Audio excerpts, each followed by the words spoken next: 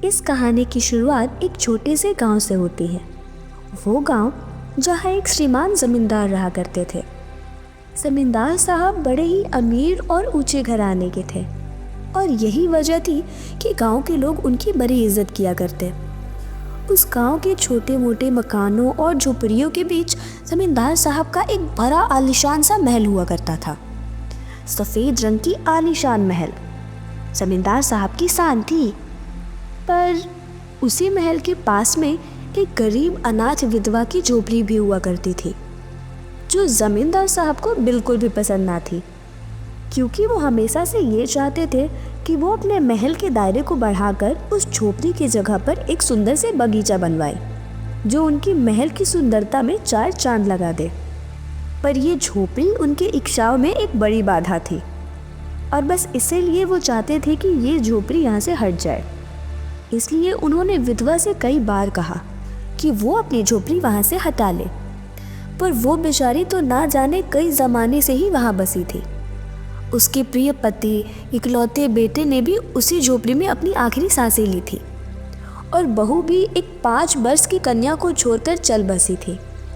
अब उसकी पोती ही इस बुढ़ापे में उसके जीने का एकमात्र आधार थी।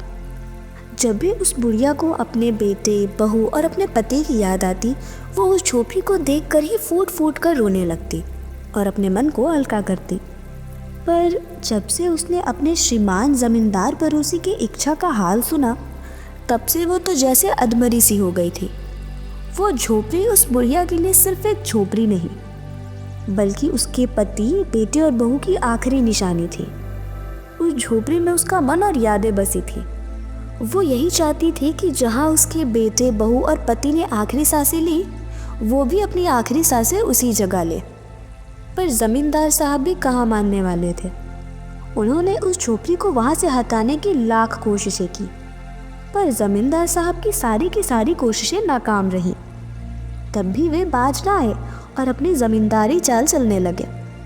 बाल की खाल निकालने वाले वकीलों की थैली गरम की और उन्होंने अदालत से झोपड़ी पर अपना कब्जा करा लिया और विधवा को वहाँ से निकाल दिया।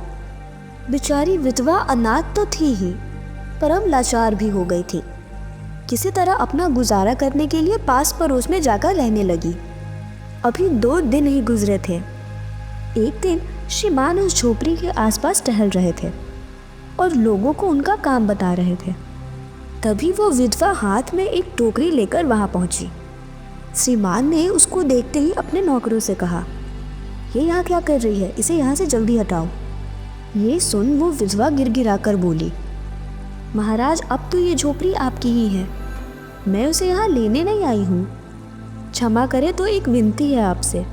जमींदार साहब के सिर हिलाने पर उसने कहा, जब से ये झोपड़ी छूटी है तब से मेरी पोती ने खाना पीना सब छोड़ दिया है। मैंने उसे बहुत समझाया, बहुत मनाया, पर वो तो बस एक ही रट लगा कर बैठी है। यही कहती है कि अपने घर चल, वहीं रोटी खाऊंगी। तभी मैंने सोचा कि इस झोपड़ी में से एक टोकरी भर मिट्टी लेकर उसी का चूल्हा बनाकर रोटी पकाऊंगी, तो इसी भरोसा है कि वो रोटी खाने लगेगी। महाराज, कृपा करके आज्ञा दीजिए तो इस टोकरी में मिट्टी भर ले आऊं।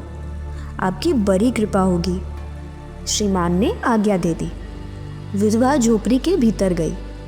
वहाँ जाते ही उसे अपनी सभी पुरानी बातें याद आने लगी और उसकी आंखों से आंसू की धारा बहने लगी। पर फिर किसी तरह उसने अपने दुखी मन को संभाला और टोकरी में मिट्टी भरने लगी।